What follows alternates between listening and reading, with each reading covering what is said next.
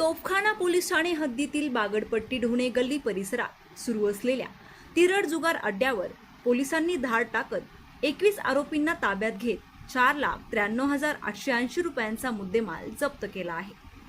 Police अधीक्षक सोमनाथ घारगे यांना गुप्त बातमीदारामार्फत बागडपट्टी येथील जुन्या वाड्याच्या भिंतीच्या आडोशाला काही इसम तिरड जुगार खेळत असल्याची माहिती मिळाली होती।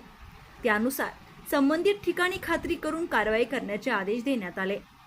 सदर आदेशानुसार पोलीस पथकाने बागडपट्टी ढोणे गल्ली येथे छापा टाकला असता काही इसम पत्त्यावर पैसे लावून जुगार खेळताना आढळून आलेत। पोलिसांनी तात्काळ कारवाई करत 21 जणांना ताब्यात घेतले। ताब्यातील आरोपीकडून एकूण 4,93,880 रुपयांचा मुद्देमाल जप्त करण्यात आला असून त्यामध्ये रोख रक्कम, 20 मोबाईल फोन व जुगाराची साधने यांचा समावेश आहे।